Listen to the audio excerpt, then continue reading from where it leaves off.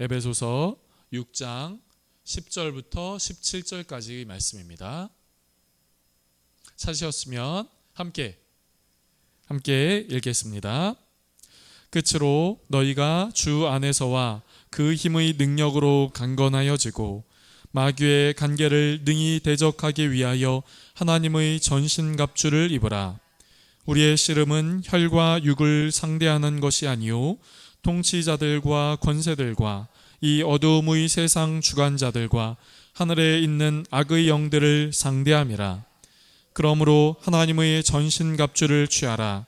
이는 악한 날에 너희가 능히 대적하고 모든 일을 행한 후에 서기 위함이라.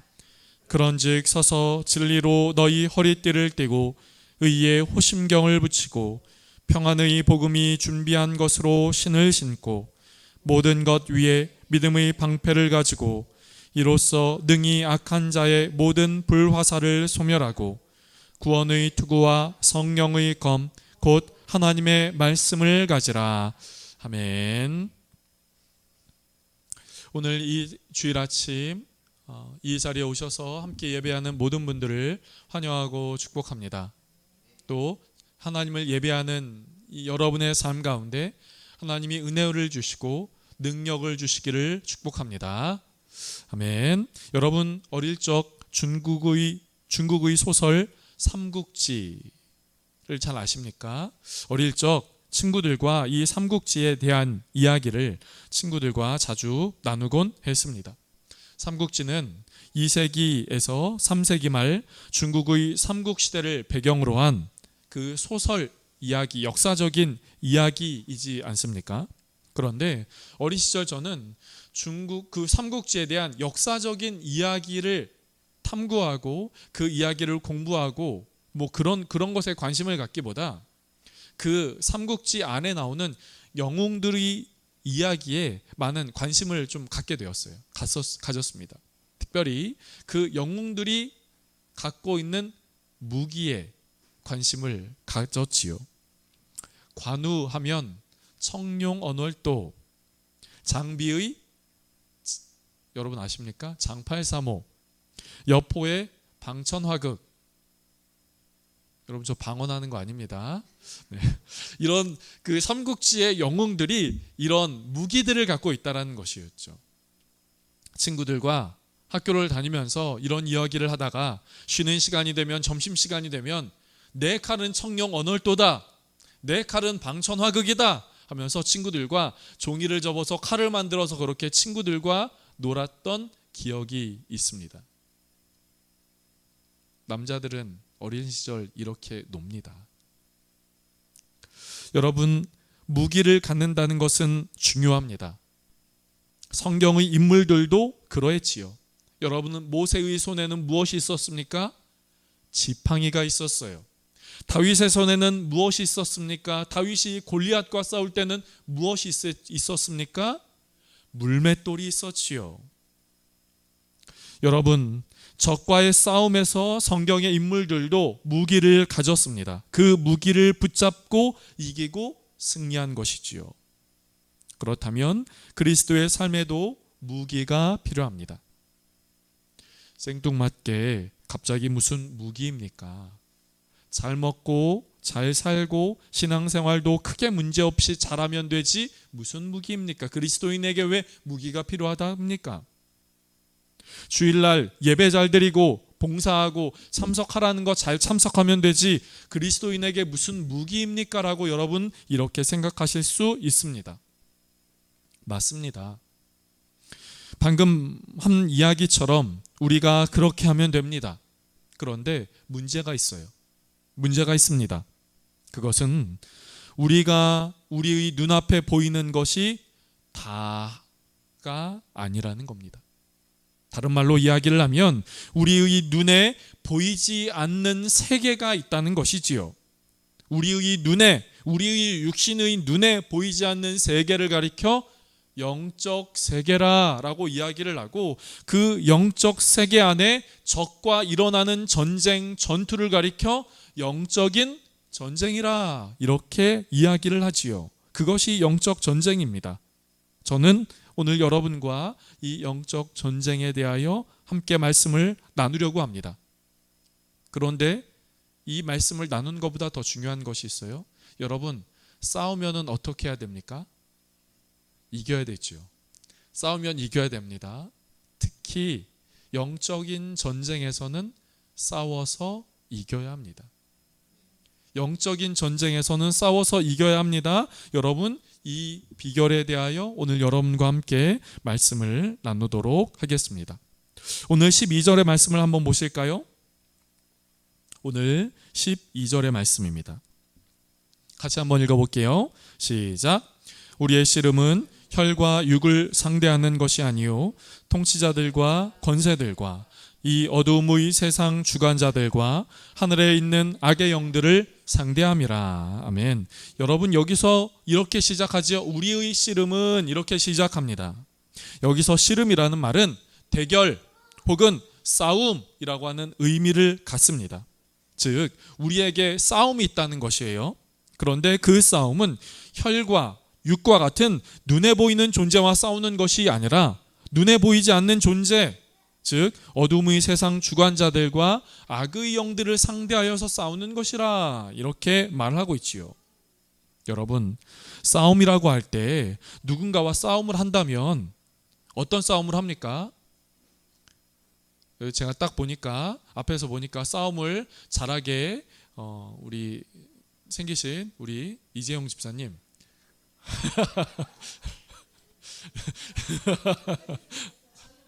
아, 그래요? 선하게 생기셔서, 이렇게 착하고 이렇게 부드럽고 이렇게 선하게 생기셔서. 그러나 그런 분이 더 무서운 겁니다.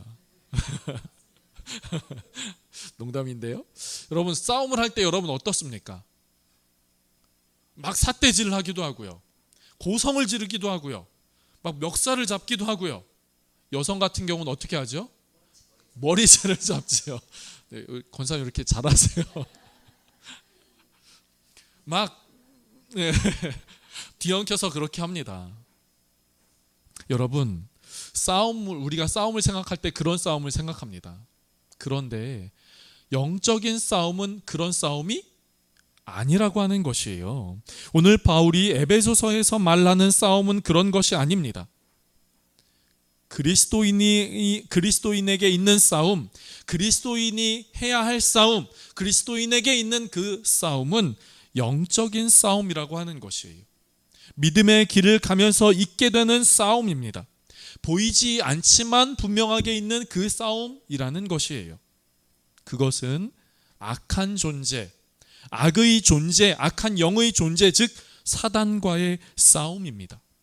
그렇다면 우리가 다시 한번 생각을 해볼까요? 여러분, 왜 악한 존재와 싸움이 있는 걸까요?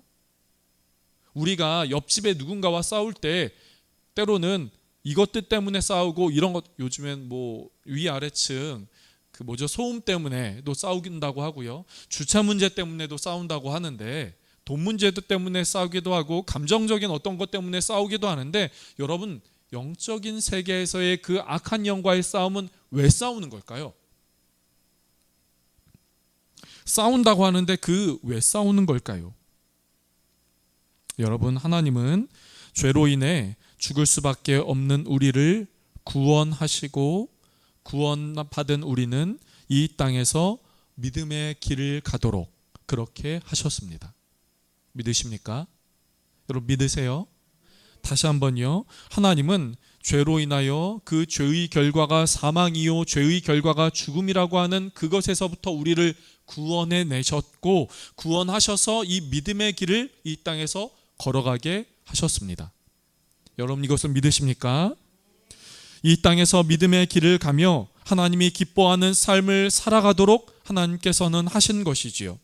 하나님께서 우리를 이 땅에 두신 이유는, 지금 당장 데려가시지 않고 이 땅에 두신 이유는, 이 땅에서 하나님이 기뻐하시는 것, 하나님이 원하시는 것을 이 땅에서 이루도록 하기 위하여 우리를 지금 이 자리에 두셨고, 지금 우리로 하여금 이 땅에서 살아가게 하신 겁니다. 우리가 하나님의 뜻을 이루는 존재인 것이죠. 하나님이 기뻐하시는 것을 이루는 존재입니다. 하나님의 사명을 이 땅 가운데 감당하는 존재인 것이에요. 그런데 악한 존재 사단은 그 하나님의 뜻을 방해합니다. 그래서 그 뜻이 이루어지지 못하게 합니다. 그래서 이 땅에서 믿음의 발걸음으로 살아가는 우리, 하나님의 뜻을 방해하려고 하다 보니 이 땅에서 하나님의 뜻을 갖고 살아가려고 하는 우리를 방해하는 것이지요. 넘어뜨리려고 하는 겁니다. 멈추게 하려고 하는 것이에요. 믿음의 길을 가는 우리, 믿음의 길을 방해하는 사단, 믿음의 길을 가는 우리, 믿음의 길을 방해하는 사단, 이 두 세력 간의 전쟁이 있게 되는 것이지요. 여러분, 하나님을 믿는다고 하면 그 앞에, 하나님을 믿는다고 하더라도 그 앞에 꽃밭이 있지는 않지요. 오히려 믿음의 길을 가면서 고난이 있습니다. 문제가 있습니다. 어려움도 있습니다. 물론 이 믿음의 길을 가면서 있는 고난과 문제와 어려움이 무조건 사단이 주는 것은 아닙니다. 이 고난과 어려움의 그 문제는 때로는 나로부터, 나의 욕심으로부터 생기기도 하고, 또 하나님과 사단 모두에게 해당되는 것이 아니라 이 땅이, 바로 지금의 이 시대가, 이 세상은 죄로 인해 타락해 있고 타락된 이 세상에서 자연적으로 발생하는 것들도 있습니다. 오늘 바울은 우리에게 영적인 전쟁이 있음을 말하고 그 영적인 전쟁에서 승리하라고 이야기를 합니다. 사랑하는 성도 여러분, 그렇다면 저는 먼저 이렇게 말씀을 드리고 싶어요. 믿음의 길을 걸어갈 때 우리에게 무엇이 있다고요? 사단이 있습니다. 사단의 존재가 있습니다. 사단이 주는 시험이 있습니다. 어려움이 있습니다. 문제가 있습니다. 그런데 그 사단의 존재를 인정하고 또 그 인정하며 하나님께서 이 사단의 존재와 싸우는 그 방법을 알려주실 때 그 방법을 갖고 승리하는 저와 여러분의 삶이 될 수 있기를 주님의 이름으로 축복합니다. 어떤 무기를 갖고 그 전쟁에서 승리를 할 수 있을까요? 그것은 전신갑주입니다. 오늘 본문의 11절 말씀을 보실까요? 11절 말씀 함께 읽어보겠습니다. 시작. 마귀의 간계를 능히 대적하기 위하여 하나님의 전신갑주를 입으라. 마귀의 간계를 대적하기 위하여 무엇을 입으라고요? 전신갑주를 입으라. 또 한 번 강조하고 있는 바울의 말씀이 있습니다. 오늘 본문의 13절입니다. 한 번 더 같이 읽어보겠습니다. 시작. 그러므로 하나님의 전신갑주를 취하라. 이는 악한 날에 너희가 능히 대적하고 모든 일을 행한 후에 서기 위함이라. 아멘. 여러분, 예전 고전 영화 중에 글래디에이터 이런 영화 혹 본 적 있으십니까? 그때 전쟁에 나가고 또 무슨 사나운 맹수와 싸울 때 그 군인의 갑옷을 본 적이 있으십니까? 기억이 나십니까? 평상시의 옷과 다릅니다. 무엇인가 아이템을 장착하고 무엇인가 특별하고 다르지요. 바울은 그 당시 흔히 볼 수 있었던 로마의 군인들의 모습을 보면서 그리스도인의 삶에서도 영적인 세계 사단과의 싸움에서 승리하기 위해서라면 저 로마의 군인과 같이 우리에게도 필요한 것이, 외적으로 필요한 것, 내면적으로 필요한 것이 있음을 우리에게, 외적으로 필요한 것을 보면서 내면적으로 필요한 것이 있음을 우리에게 말씀해 주고 있는 것이죠. 그것이 하나님의 전신갑주입니다.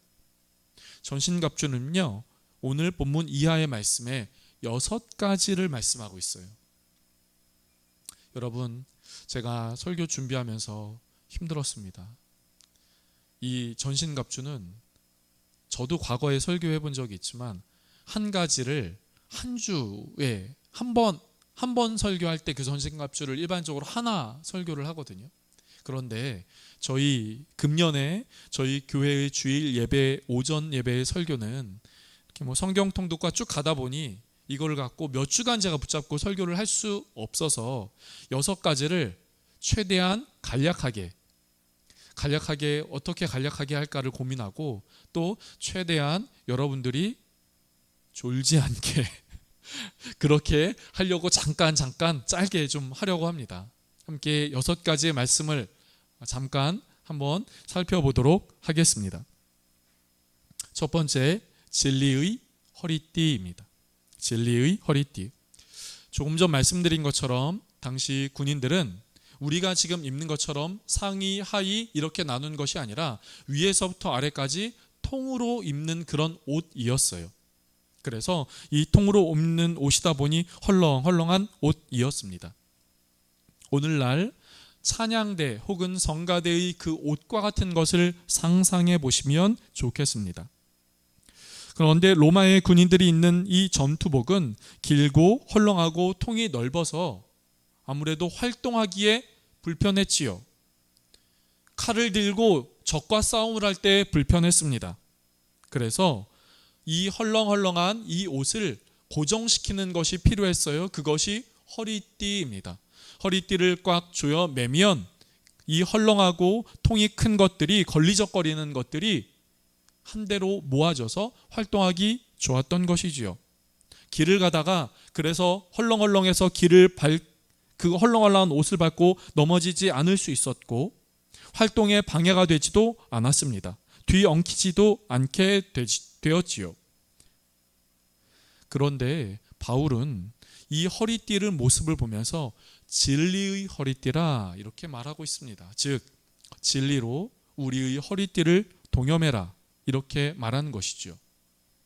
그렇다면 여러분, 진리로 왜 허리띠를 동여매라고 하는 그 이유가, 그 의미가 무엇이겠습니까?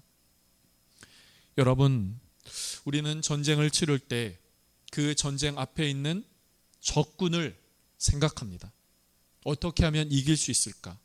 저 적군의 약점은 무엇일까? 앞에 있는 적군을 생각하지요.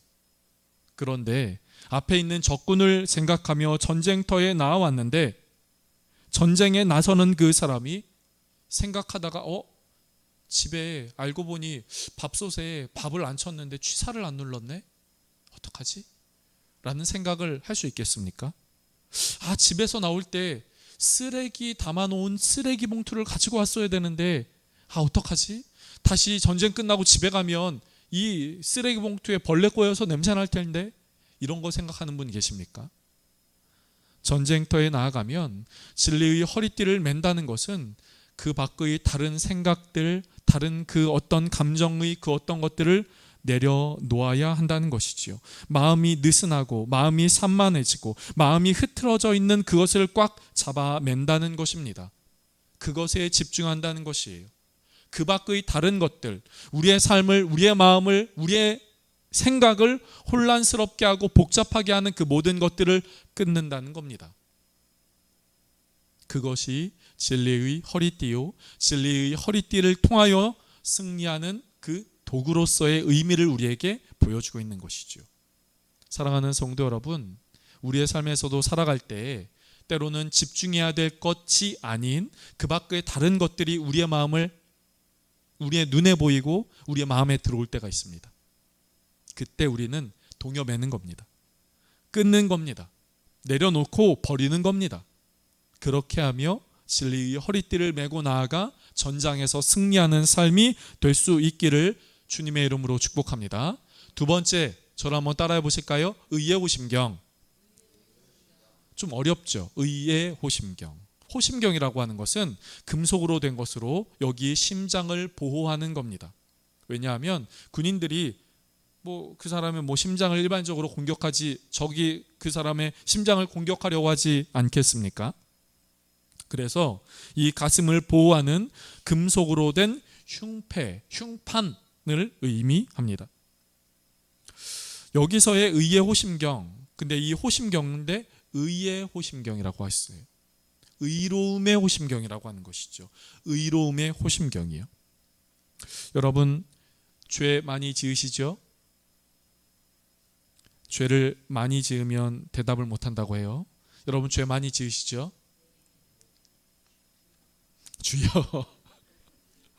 여러분, 우리에게 죄를 알려주는 두 존재가 있습니다. 첫 번째는 하나님이에요. 하나님은, 성령님은 우리에게 죄를 알게 하십니다. 다른 말로 얘기하면 죄를 깨닫게 하세요. 그 깨달은 죄로 하나님 앞에 회개하고, 하나님 앞에 회개하고 다시금 거룩한 결단을 하고, 그 죄로부터 돌이키도록 하기 위하여 우리에게 그 죄를 깨닫도록 하시는 겁니다. 그런데 죄를 깨닫게 하는, 죄를 알게 하는 두 번째 존재가 있습니다. 마귀요, 사단입니다. 마귀는 죄를 지적합니다. 우리에게 죄를 생각나게 해요. 그런데 하나님은 그 죄를 생각나게 해서 하나님께 회개하면서 그 죄로부터 자유함, 그 죄책으로부터 해방감을 느끼게 해주신다면, 마귀는 그 죄를 생각나서 그 죄로 그 사람을 공격합니다. 정죄해요. 너 또 이렇게 죄 졌니? 너 또 반복된 이런 죄를 지었어? 너 이런 죄 짓고 너가 정말 하나님의 사람이야? 너 지난번에 지었던 죄에서 안 나겠다고 그렇게 결단하고 회개하며 눈물로 기도했는데 또 이렇게 졌니? 너 정말 사람이야? 너 정말 믿음의 사람이야? 너 정말 믿음을 갖고 있어? 너 정말 하나님이 너의 이런 모습을 보면 어떻게 생각을 하시겠어? 너 정말 안 되겠구나. 너 차라리 믿음을 갖지 마. 너 믿음 그만둬. 차라리 교회 가지 마. 정죄하는 겁니다. 판단하는 것이에요.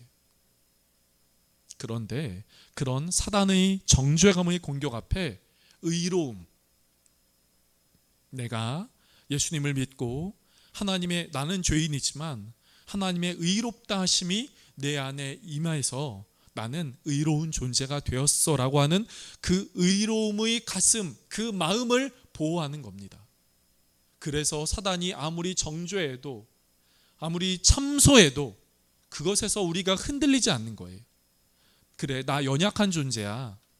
나 연약한 존재야. 지난주 함께 살펴본 것처럼, 그래, 나 죄 졌어. 그런데 죄 짓고 그 죄가 내 삶을 공격하는 것이 아니라 나는 깨지기 쉬운 질그릇과 같은 존재이기 때문에 나 다시 주님을 내 마음에 담을 거야.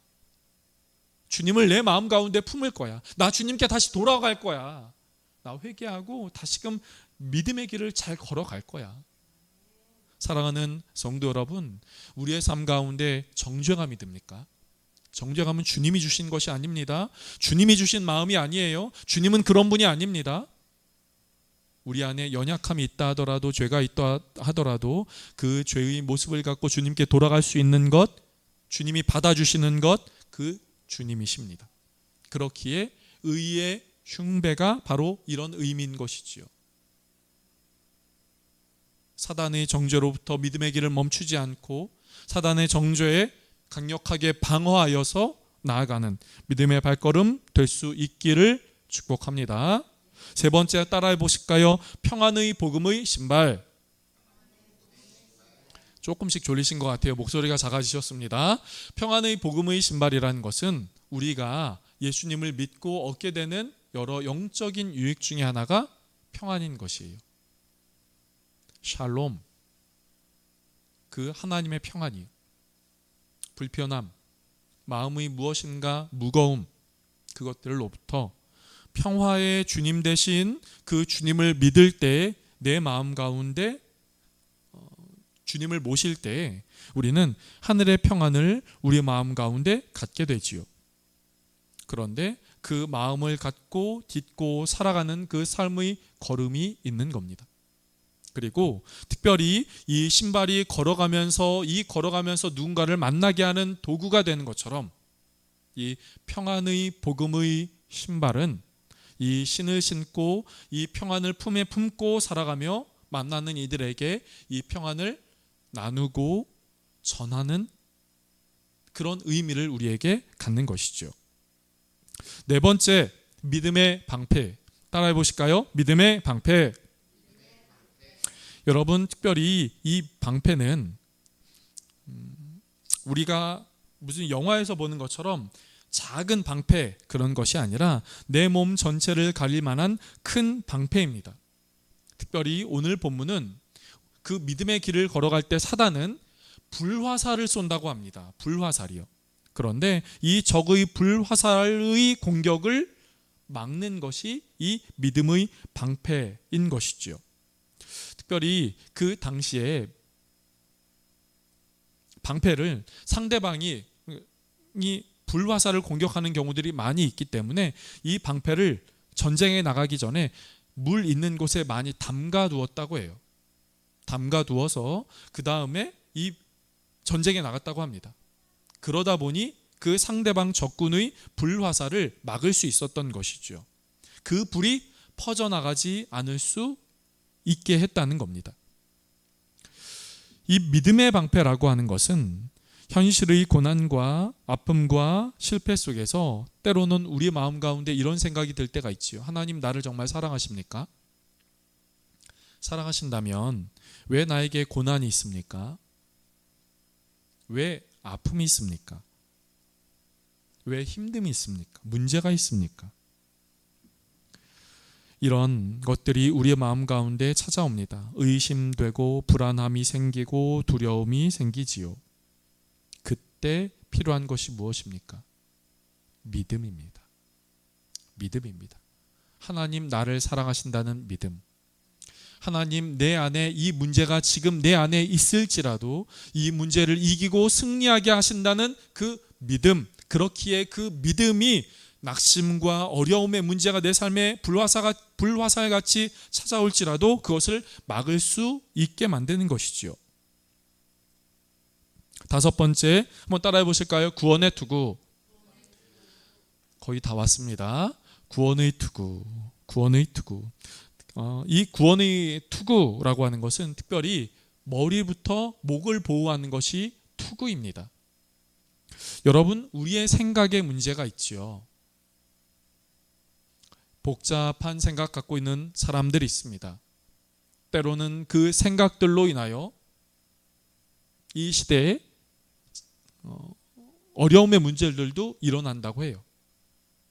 여러분, 성경은 생각을 하되 생각할 것 그 이상의 생각을 하지 말라라고 이야기를 합니다. 특별히 구원받았다라고 하는 것은 여러분 이런 이야기를 합니다. 구원의 투구란 우리의 모든 초점을 주님께 맞추는 것이기에 그 밖의 생각으로부터 단순해지고 우리의 초점을 주님께 향하는 것이라고요. 여러분, 우리의 마음의 우리의 생각이 하나님 앞에 잘 세워지는 은혜가 있기를 간절히 바랍니다. 마지막 한번 보실까요? 성령의 검. 네, 다시 한번 따라하겠습니다. 성령의 검. 여러분, 하나님의 전신갑주 6가지 중 유일하게 싸울 수 있는 것이 성령의 검입니다. 하나님은 우리에게 싸울 수 있는 무기로 하나님의 말씀을 주셨습니다. 하나님의 말씀은 마귀와 악한 영들을 물리칠 수 있는 능력의 말씀이 되는 것이죠. 능력이 되는 겁니다. 그 모습을 우리는 어디서 볼 수 있을까요? 예수님이 3년여의 공생애를 시작하시며 40일간 금식을 하셨고 그 금식하신 이후에 사단에게 시험을 받으시지요. 사단에게 시험을 받으실 때 예수님이 그 사단의 유혹을 이기는 그 강력한 도구로 사용한 것이 바로 하나님의 말씀입니다. 여러분, 말씀을 읽는데 말씀을 잘 모르겠지요. 이해도 안 될 때도 있습니다.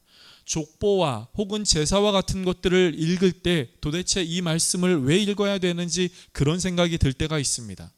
그래서 중간에 포기하기도 하고 중간에 내려놓기도 합니다. 그러나 여러분, 우리 안에 새겨진 그 말씀이 결국 우리로 하여금 영적인 세계에서 우리를 공격하던 사단의 존재로부터 사단의 존재에 공격할 수 있는 도구가 된다는 것을 여러분 기억할 수 있기를 바랍니다. 그렇기에 말씀을 읽는 겁니다. 그렇기에 말씀을 묵상하는 것이에요.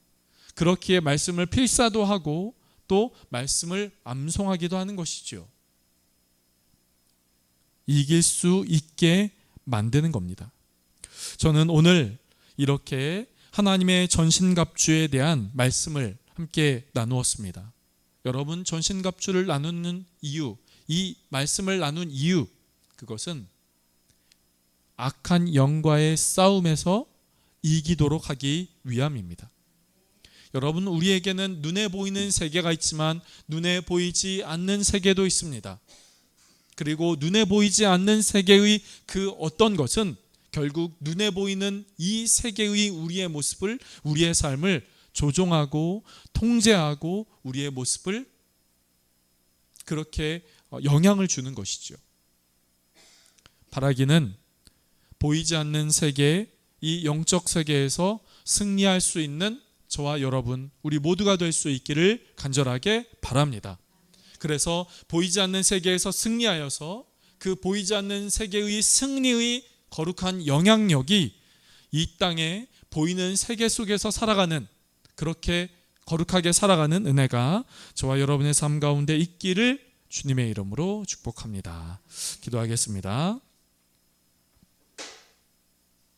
하나님, 오늘 바울은 우리에게는 눈에 보이는 세계뿐만 아니라 눈에 보이지 않는 세계가 있음을 우리에게 말씀하고 있음을 봅니다. 그리고 그 세계에서 이기도록 하기 위해서는 하나님의 전신갑주를 취해야 함을 우리에게 말씀하고 있음도 봅니다. 주님, 우리가 먼저 보이지 않는 세계가 있고 보이지 않는 세계에서 사단이 우리를 공격하고 있음을 기억하고 알 수 있도록 우리를 인도하여 주시옵소서. 그리고 그 보이지 않는 세계의 사단과의 전쟁에서 승리하게 하여 주시옵소서. 우리의 삶 가운데 진리의 허리띠를 매게 하여 주시고 의의 호심경을 갖게 하여 주시며 평안의 복음의 신발을 신게 하여 주시고 믿음의 방패를 갖고 구원의 투구로 또 성령의 검으로, 말씀의 검으로 우리의 마음 가운데 가져 우리가 보이지 않는 세계에서 승리하여서 이 보이는 세계에서도 승리하는 우리 모두가 될 수 있게 하늘의 능력을 더하여 주시옵소서. 감사하고 예수님의 이름으로 기도드립니다. 아멘.